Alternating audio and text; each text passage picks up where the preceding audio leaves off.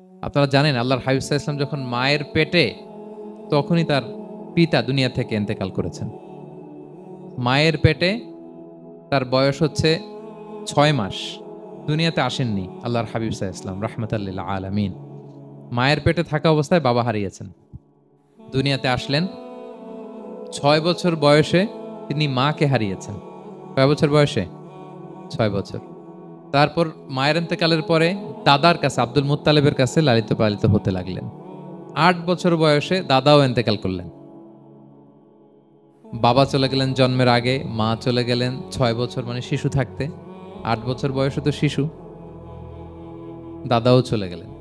8 বছর বয়স থেকে আল্লাহর হাবিব সাল্লাল্লাহু আলাইহি ওয়াসাল্লাম চাচার কাছে এতিম অবস্থায় লালিত পালিত হতে লাগলেন। এবং আবু তালেব এত ভালোবাসতো, ইমান আনে নাই, শেষ পর্যন্ত ইমান আনেনি, শিরকের উপরে ইন্তেকাল করেছে, কিন্তু আল্লাহর হাবিব সাল্লাল্লাহু আলাইহি ওয়াসাল্লামকে এত ভালোবেসেছেন। বাবার যে কি মানে পিতৃ স্নেহের যে কি মায়া, এটা বুঝতে দেন নাই কখনো, এটার অভাব কখনো তিনি টের পান নাই। ওনার যে বাবা নাই, আবু তালেবের কারণে এতটা ভালোবেসেছেন, এতটা ভালোবেসেছেন। তার মানে কখনোই রাসূল সাল্লাল্লাহু আলাইহি ওয়াসাল্লামকে লালন পালন, রক্ষণাবেক্ষণ, টেক কেয়ারের কোনো গ্যাপ আল্লাহ তাআলা রাখেননি। হালিমাতু সাদিয়ার কাছে, পরে মায়ের কাছে, উম্মে আইমানের কাছে, দাদা আব্দুল মুত্তালিবের কাছে, পরে চাচার কাছে, একটার পর একটা স্লট বাই স্লট রেডি। সেটাই স্মরণ করে দিলেন যে নবী, এমন তো হয় নাই যে আপনাকে লালন পালনের জন্য কেউ ছিল না। আলাম ইয়াজিদকা ইয়াতীমান ফাআওয়া, আপনার রব কি আপনাকে ইয়াতীম অবস্থায় আশ্রয়ের ব্যবস্থা করে দেননি? মানে তখন তো আমি ছিলাম আপনার সাথে, কেউ ছিল না, তখন তো আমি ছিলাম। তো আপনারা তো ভয় কিসের? আপনি হতাশ হবেন না, নিরাশ হবেন না, হাল ছাড়বেন না আপনি। তাহলে প্রিয় ভাইরা, আল্লাহর হাবিব সাল্লাল্লাহু আলাইহি ওয়াসাল্লাম ইয়াতীম অবস্থায় পৃথিবীতে এসেছিলেন, এবং এজন্য ইয়াতীমের সাথে ভালো আচরণ তিনি করতে বলতেন আল্লাহর হাবিব সাল্লাল্লাহু আলাইহি ওয়াসাল্লাম। যারা এতিমকে ভালোবাসে, আল্লাহ তাদেরকে ভালোবাসে। এবং আল্লাহর হাবিব সাল্লাল্লাহু আলাইহি ওয়াসাল্লাম বলতেন, আনা ওয়া কাফিলুল ইয়াতীমি ফিল জান্নাতি কাহাতাইন, আমি এবং এতিমের রক্ষণাবেক্ষণকারী এইভাবে প্রতিবেশীর মতো জান্নাতে থাকব। এই দুই আঙ্গুলের মাঝে যেমনি গ্যাপ নাই, আমার আর এতিমের রক্ষণাবেক্ষণকারী তার বাড়ির মাঝখানে কোনো গ্যাপ থাকবে না জান্নাতে। We will be neighbour in paradise, জান্নাতে এরকম আমরা কাছাকাছি থাকবো। আল্লাহু আকবার পড়েন। তাহলে এতিমের রক্ষণাবেক্ষণকারীকে আল্লাহ তাআলা ভালোবাসেন। যারা এতিমকে পছন্দ করে না, এতিমকে তাড়িয়ে দেয়, তাদেরকে আল্লাহ পছন্দ করেন। আল্লাহ তাআলা বলেন, আরাআইতাল্লাযী ইউকাযযিবু বিদ্দীন ফাযালিকাল্লাযী ইয়াদুউল ইয়াতীম, যারা আখিরাতকে অবিশ্বাস করে তারাই এতিমকে ঘাড় ধাক্কা দিয়ে তাড়িয়ে দেয়। কোনো বিশ্বাসী কখনো এতিমের সাথে খারাপ আচরণ করে না। আপনাদের যাদের মন শক্ত, অনেকের চোখ দিয়ে পানি নামে না। আমার এক আত্মীয় আছে, খুব আল্লাহওয়ালা, আমার জীবনে এত আল্লাহওয়ালা আমি দেখি নাই, কিন্তু ওনার চোখ দিয়ে পানি নামে না। বারবার এসে আমারে বলে যে, মিজান কি করবো বলো, তুমি একটু মোনাজাত ধরো। আমার মনে আছে আমি ওনাকে নিয়ে মোনাজাত ধরতাম, তো ওনার কান্না আসে না চোখ দিয়ে। এত আল্লাহওয়ালা, খুব ভালো মানুষ, কিন্তু চোখ দিয়ে পানি নামে না। এটা অনেকের হয়, নানা কারণে হয়। আল্লাহর হাবিব সাল্লাল্লাহু আলাইহি ওয়াসাল্লাম বলেছেন, কারো যদি চোখ দিয়ে পানি না নামে বা হৃদয় নরম না হয়, তারা যেন এতিমের মাথায় হাত বুলিয়ে দেয়। এক সাহাবী এসে বলেন, ইয়া রাসূলুল্লাহ, আমার হৃদয়টা বড় শক্ত, হৃদয় নরম হয় না। রাসূল সাল্লাল্লাহু আলাইহি ওয়াসাল্লাম বললেন, তাই? আচ্ছা, আতুহিব্বু আন ইয়ালিনা কলবুক, তুমি কি চাও তোমার হৃদয় নরম হোক, ওয়া তুদরাকা হাজাতুক, এবং তোমার আশা পূরণ হোক?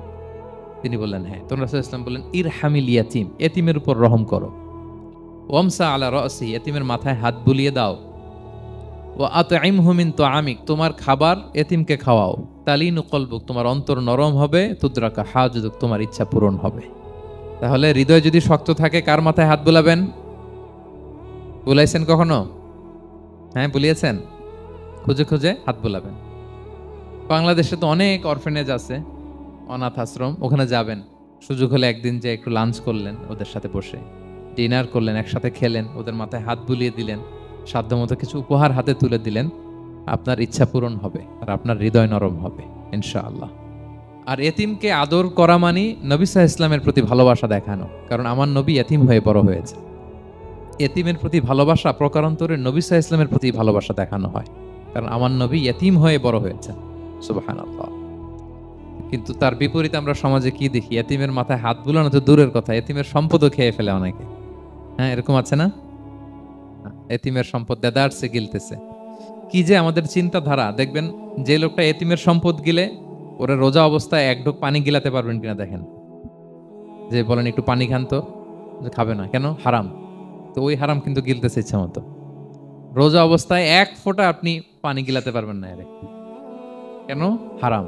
কিন্তু ওইদিকে ভাতিজার সম্পদ গিলতেছে, দেদারছে। আল্লাহ বলেন এটা ভাতিজার সম্পদ না, এটা তুমি জাহান্নামের আগুন পেটে ঢুকাচ্ছ, জাহান্নামের আগুন। ইন্নাল্লাযীনা ইয়াকুলুনা আমওয়ালাল ইয়াতামা যুলমান ইন্নামা ইয়াকুলুনা ফি বুতুনিহিম নারা ওয়া সায়াসলাউনা সাঈরা। যারা এতিমের সম্পদ খায়, এটা সম্পদ না, এটা জাহান্নামের আগুন তুমি পেটে ঢুকাচ্ছ। সো এতিমের প্রতি যেন আমরা নমনীয় হই, তাদের মাথায় হাত বুলাই, তাদের জন্য খরচ করি, তাদের প্রতি যেন আমরা দয়াদ্র হই, কারণ আমার নবী এতিম অবস্থায় বড় হয়েছেন। তাহলে নবী সাল্লাল্লাহু আলাইহি ওয়াসাল্লামকে এটা স্মরণ করে দিলেন, নবী আপনি তো এতিম ছিলেন, আমি তো আপনাকে রক্ষণাবেক্ষণের ব্যবস্থা করছি। আর কি করেছি? ওয়াজাদাকা দাল্লান ফাহাদা, নবী আপনাকে আমি এমন অবস্থায় পেয়েছি, আপনি পথ খুঁজতেছিলেন, আমি আপনাকে পথ দেখিয়েছি।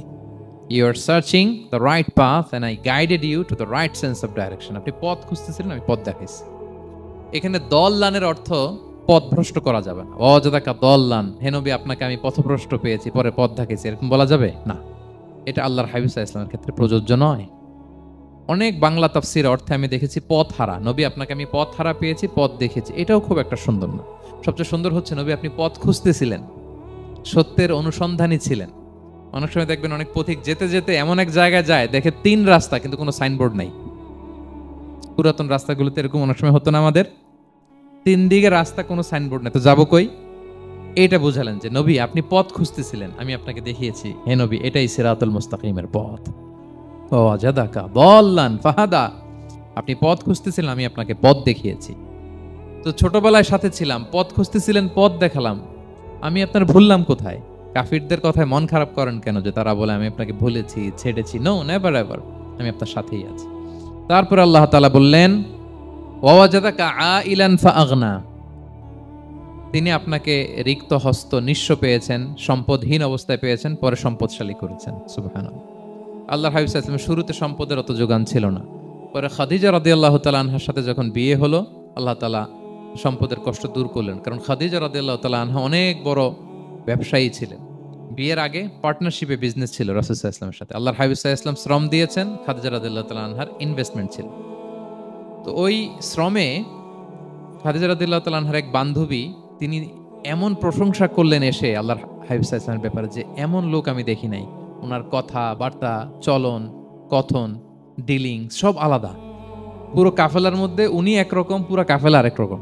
এই কথা শুনে তো খাদিজা রাদিয়াল্লাহু তাআলা আনহা আকৃষ্ট হলেন যে এরকম একজন সৎ লোকই তো আমার চাই। প্রস্তাব দেয়া হলো, চাচাদের কাছে বিয়ে হয়ে গেল। এবং বিয়ের পরে খাদিজা রাদিয়াল্লাহু তাআলা আনহা নারীদের মধ্যে সর্বপ্রথম শাহাদা বাক্য পড়ে মুসলমান হয়েছিলেন। নিজের সব সম্পদ আল্লাহর হাবিব সাল্লাল্লাহু আলাইহি ওয়াসাল্লামের পায়ের সামনে এনে দিয়ে দিলেন, ইয়া রাসূলুল্লাহ আমার সম্পদ মানে আপনার সম্পদ, ইসলামের জন্য যত মনে চায় আপনি খরচ করেন।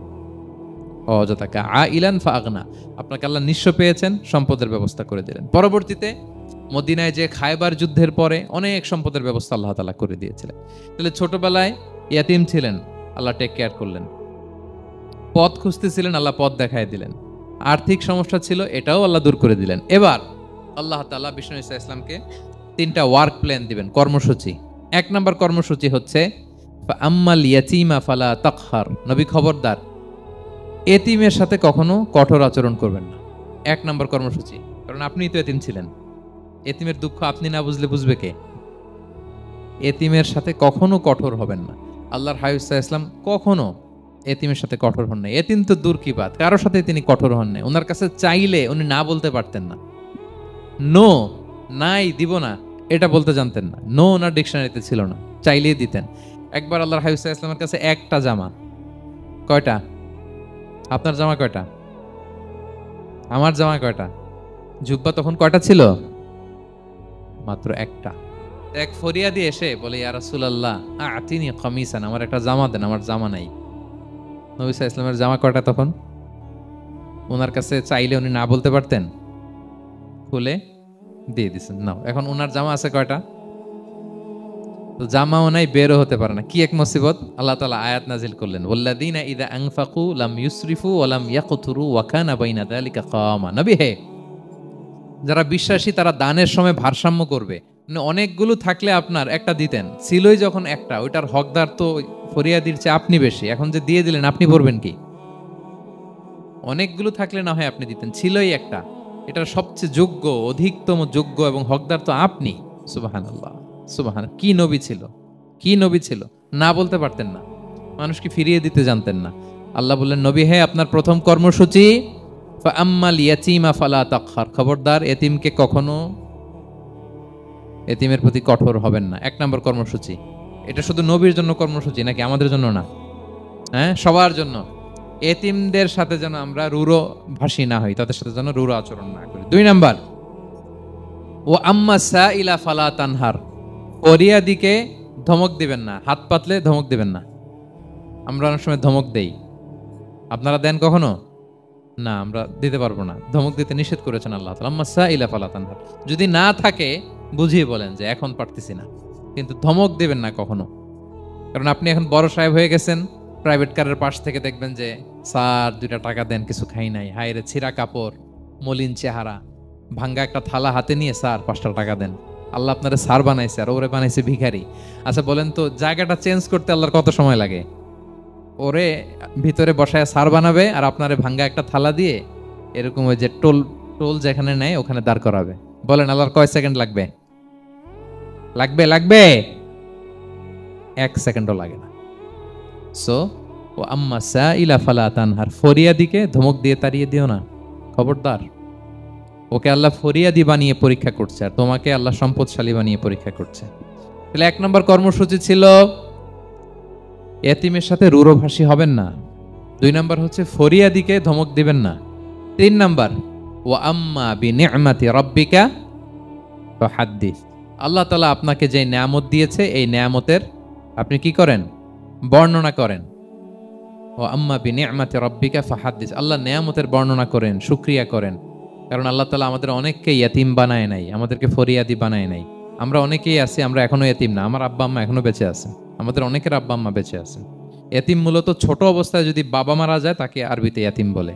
মান মাতা আবুহু ওয়া হুয়া সগীর, কেউ ছোট, তার বাবা মারা গেছে, তাকে শরীয়তের পরিভাষায় কি বলে? ইতিম। আমরা অনেকেই তো ইতিম না, আমরা অনেকেই তো অন্যের কাছে হাত পাতা লাগে না, তো আমরা ভালো আছি না? আমাদের দেখবেন যে প্রায় হিসাবটা হচ্ছে আমার কি নাই, আমাদের হিসাবটা কি?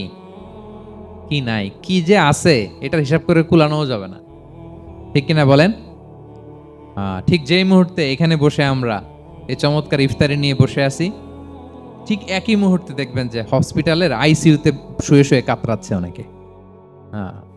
ঠিক এই মুহূর্তে কিডনি ডায়ালিসিস চলতেছে, দেখছেন? কিডনি পেশেন্ট, এদিকে ছিদ্র করে ব্লাড সব বের হয়ে রিফাইনিং হয়ে আরেক দিক দিয়ে ঢুকে, ওর চিৎকার শুনলে। বার্ন ইউনিটে গেছেন কখনো? আগুনে পোড়া রোগী, আপনার তো অনেক কিছু নাই, আমার এটা নাই, ওইটা নাই, আল্লাহ এটা দিল না, এটা নিয়ে আসেন। আপনি বার্ন ইউনিটে একদিন যায়েন, তাহলে বুঝবেন যে আল্লাহ আপনার কত শান্তিতে রেখেছে। না খেয়ে কয় রাত কাটিয়েছি আমরা, বলেন তো? কত লোক বাড়ি ভাড়া পরিশোধ করতে পারে না, ঋণের বোঝায় জর্জরিত, দুরারোগ্য ব্যাধিতে আক্রান্ত, ক্যান্সারের লাস্ট স্টেজে। তাদের সাথে একটু দেখা করেন, 4th স্টেজে চলে আসছে ক্যান্সার পেশেন্ট। তার চেহারা, তার খাবার, তার চলাফেরা, কিভাবে তার প্রতিটা সেকেন্ড কাটে, একটু দেখে আসবেন, তাইলে বুঝবেন যে কত আল্লাহর দেয়া নেয়ামতের সাগরে হাবুডুবু খাই আমরা। এজন্য আল্লাহ বলেছেন 3 নম্বর কর্মসূচি হচ্ছে ওয়া আম্মা বিনি'মাতি রাব্বিকা ফাহাদ্দিস, আল্লাহ নেয়ামতের শুকরগুজার হও। আল্লাহ যে নেয়ামত দিয়েছে এই নেয়ামত তুমি বর্ণনা করো। অনেকে আছে আল্লাহ নেয়ামত দিলে ওটা প্রকাশ করতে চায় না, এটা আল্লাহ পছন্দ করে না। মানে আপনি যদি অনেক সম্পদশালী হন, আপনি সুন্দর পরিচ্ছন্ন জামা পরবেন, মানুষকে দান করবেন, আপনার বাড়ি ঘর সুন্দর হবে, এটা নিষেধ নয়, এটা ভালো। আপনি আল্লাহর দেয়া নেয়ামত ব্যবহার করতে পারবেন এবং বলতেও পারবেন, কিন্তু শুকরান লা ফখরান, শুকরিয়া স্বরূপ বলবেন, ফখর করে, অহংকার করে না। বলতে পারেন আলহামদুলিল্লাহ, আল্লাহ তাআলা আমাকে 4টা ছেলে দান করেছে, 4 জন হাফেজ, আল্লাহ তাআলা আমাকে থাকার মতো একটা ঘর দিয়েছে, একটা বাড়ি দিয়েছে, একটা গাড়ি দিয়েছে, সম্মান নিয়ে সমাজে চলার মতো আল্লাহ তাআলা আমাকে দিয়েছেন। এটা যদি আপনি শুকরিয়া স্বরূপ বলেন, এটাতে সমস্যা নেই, কিন্তু অহংকার নিয়ে বলা যাবে না। ইন্নাল্লাহা ইউহিব্বু আইয়ারা আসারা নি'মাতিহি আলা আবদিহি, আল্লাহ তাআলা যে নেয়ামত তার বান্দাকে দিল ওইটার একটা নমুনা দেখতে আল্লাহ পছন্দ করে। আল্লাহ বানাইছে আপনার বিলিয়নিয়ার, আপনি হচ্ছেন ছেঁড়া পরা জামা পরে চলেন, হবে? বানাইছে আল্লাহ তাআলা আপনাকে অনেক সম্পদশালী, আপনার চলা ফেরা কোনো রুচিই নাই, এটা হইলো না। আল্লাহ চায় যে তোমার যে নেয়ামত দিছে এটার একটা নমুনা তোমার মধ্যে থাকে, এটাও শুকরগুজার হওয়ার একটা আলামত। তাহলে 3 নম্বর কর্মসূচি কি? ওয়া আম্মা বিনি'মাতি রাব্বিকা ফাহাদ্দিস, আল্লাহর নেয়ামতের শুকরগুজার হও, আল্লাহ তাআলা যে নেয়ামত দিয়েছে সেটা বর্ণনা করো।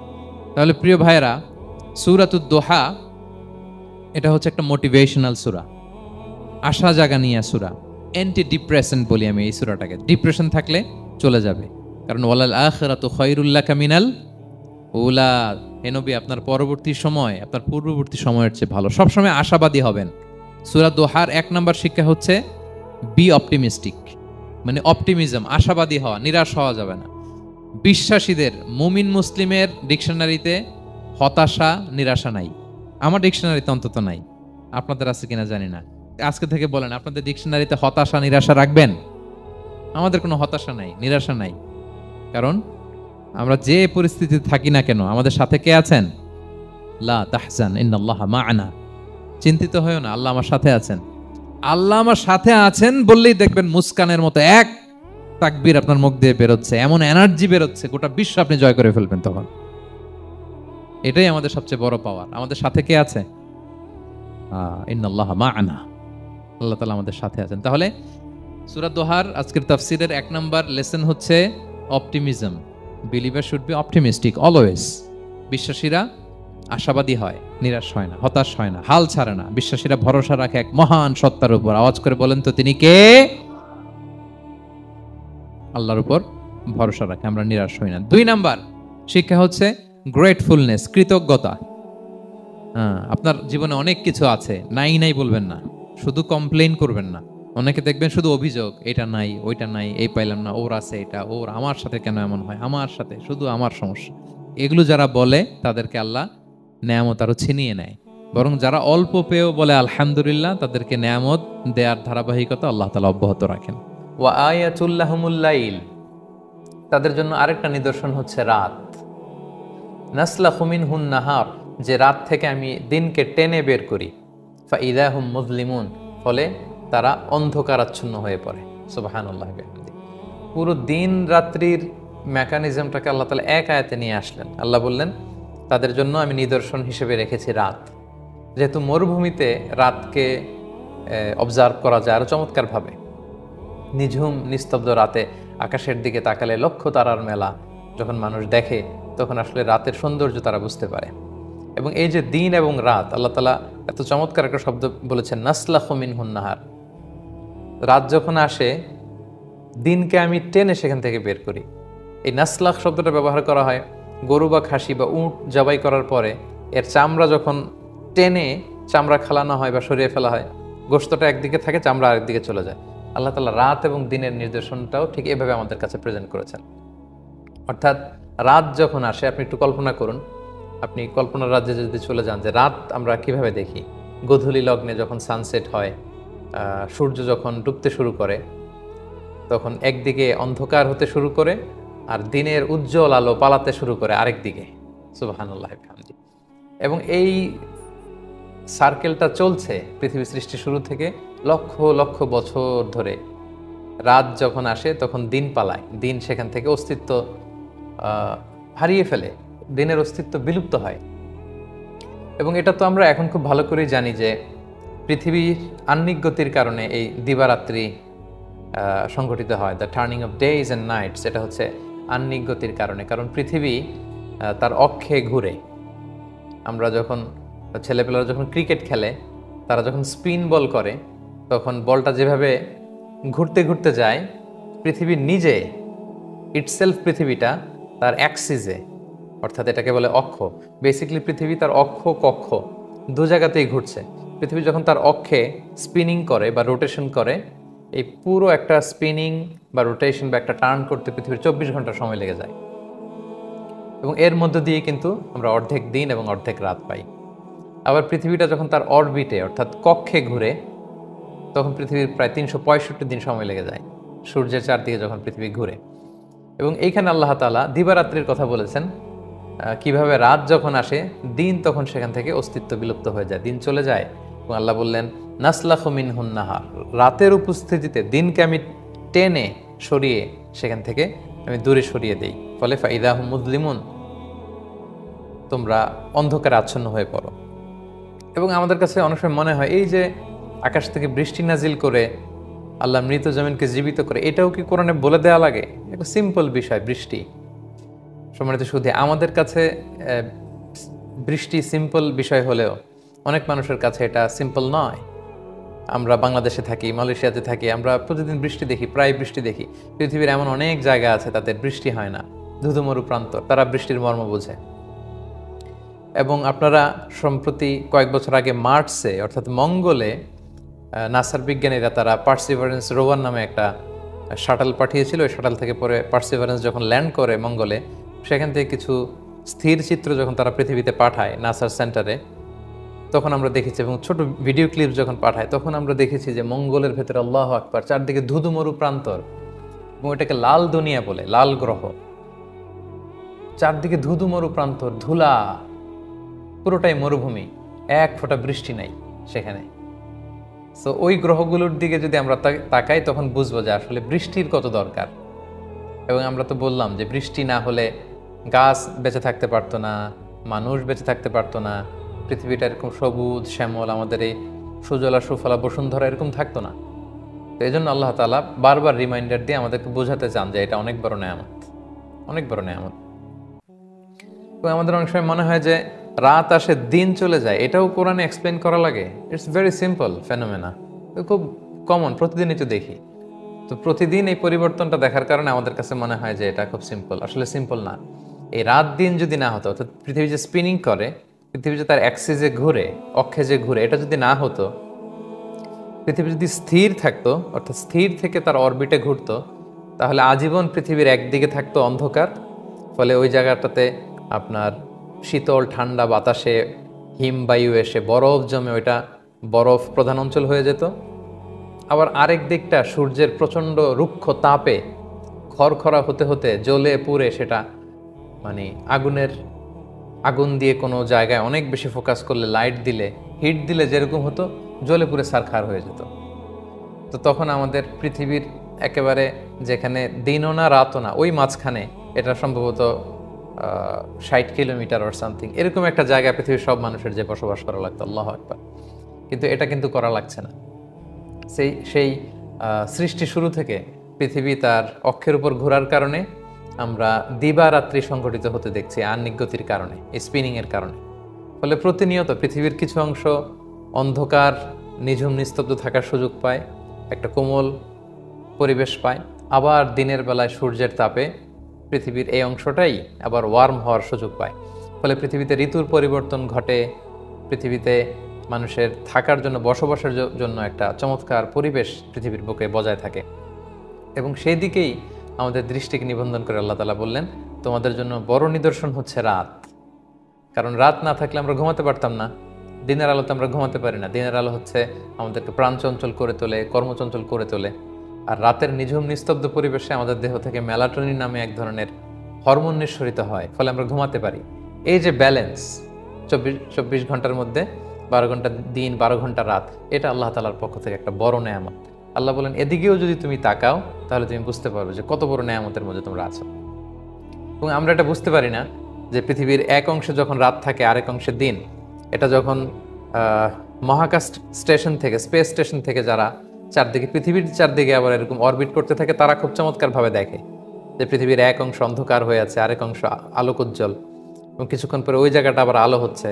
এবং মোস্ট ইন্টারেস্টিংলি প্রতি মুহূর্তে পৃথিবীর কোথাও না কোথাও সানরাইজ হচ্ছে এবং কোথাও না কোথাও সানসেট হচ্ছে।